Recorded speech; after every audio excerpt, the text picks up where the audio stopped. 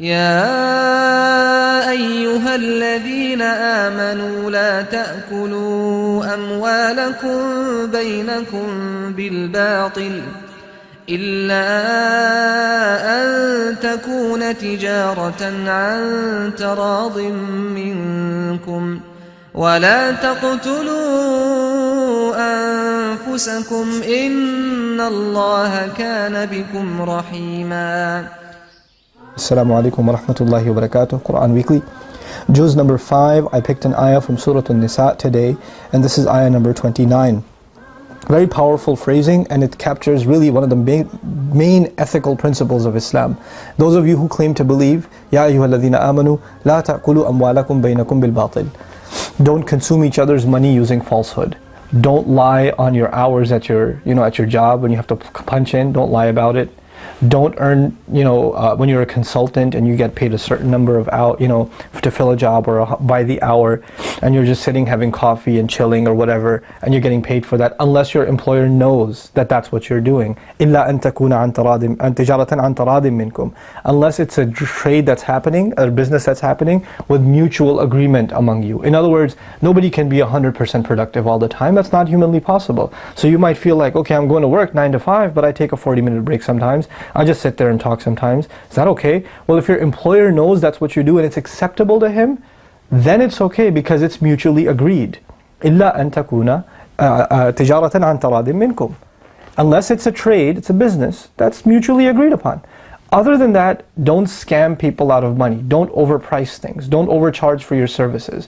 If you're a mechanic, don't inflate your price because you're the only mechanic in like 10 miles. And this guy's got a transmission problem, might as well tell him his timing belt and his engine fluid and all this other stuff is messed up too, because what's he going to do?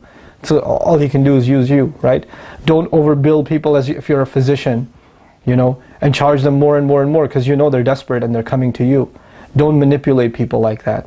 So don't eat people's money using falsehood. Also, tarad means that both parties are agreeing to the service or the product that's being exchanged. So if you know something about what you're selling or something about the service that you're providing, fine print if you will, that that your customer or your employer is not aware of, they need to be aware of it.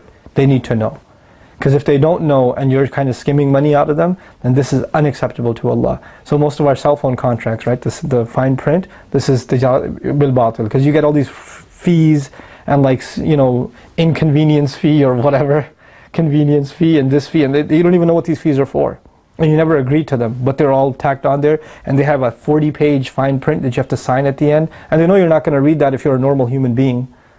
So, that's how they get away with these kinds of false agreements. We, Muslims, when we go into business or professional agreements or employment, we cannot consume money based on falsehood. We cannot eat people's money. And it's not just about employees with employers, it's employers with employees too, and that's what I'll end with.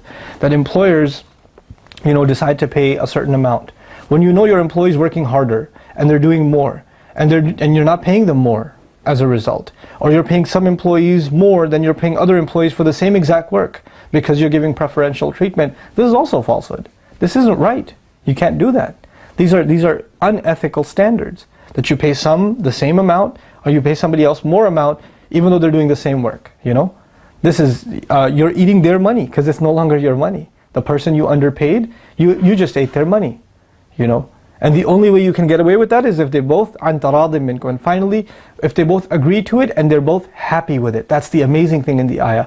You don't just agree with your consumer, because you can get them to agree even if they're not happy. You know how car salespeople get you to agree even if you're not happy and you sign the thing and you regret it later? You have to be happy. Both sides have to be happy and completely content with the agreement عن تراضٍ منكم. That's the beauty of this ayah. That if both parties are not content, then this is not a fair agreement. And once the fair agreement is in place, you have no right to complain. Because you're the one who consciously and clearly agreed to this sort of thing. If we abide by this principle, wallahi, our business practices and our organizations and our companies, the companies that we run, and us as employees, we're going to have much better lives. May Allah Azza wa Jal help us be fair in our business dealings and implement the wonderful ethics that are in this beautiful ayah of Surah An-Nisa. Barakallahu li wa lakum. Assalamu alaikum wa rahmatullahi wa barakatuh.